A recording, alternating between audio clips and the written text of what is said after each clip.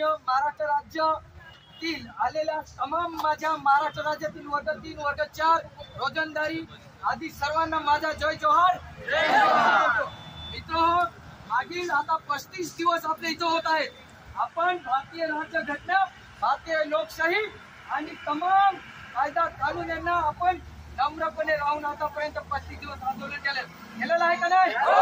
मग आपली मागणी ही संविधानिक आहे, ती म्हणजे अशी की आदिवासी आश्रम शाळांमधील बाळश्रोत प्रक्रिया नोकरभरती रद्द झाली पाहिजे आणि जे काही मागील वर्षी 2024-2025 मध्ये जे कार्यरत वर्ग 3 वर्ग 4 चे जे कर्मचारी आहेत या सर्वांना रोजंदारीचे आदेश मिळायला पाहिजे। हे आपली प्रमाणिक आणि संविधानिक मागणी आहे का नाही?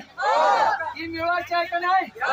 एकीकडे सरकारचं धोरण तासरीचं असताना आपले जे वर्षभराचं 34 कोटीमध्ये जे काही आपलं गुजराण व्हायचं ते नाकारून सरकारनं 84,74,55,000 काढलं। म्हणजे शासन सन्माननीय या देशातील महाराष्ट्र राज्यातील सर्वसामान्य कष्टकरी शेतकरी रोजंदारीच्या म्हणजे जे काही टॅक्स भरतो याचं घालण्याचे काम हे महाराष्ट्र शासनाच्या सन्माननीय आदरणीय उईके साहेबांच्या माध्यमातून आदिवासी विकास विभागाला विकण्याचं काम आदरणीय आदिवासी विकास मंत्री करत आहेत का नाही? आपण तन मन धनाने आदिवासी आश्रम शाळेमध्ये सर्व महाराष्ट्र राज्यातलं प्रमाणित काम करणारे वेल क्वालिफाईड आहोत का नाही? आपण परमनंट नोकरी मागतो?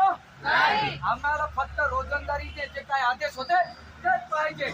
आम्ही परमनंटची नोकरी नाही मागत, आम्ही पगारवाढ मागत नाही। मागतोय का?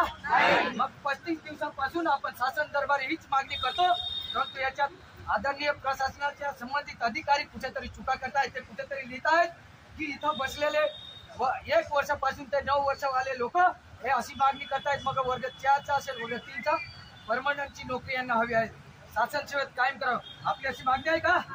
मग हे सरकारला कोणी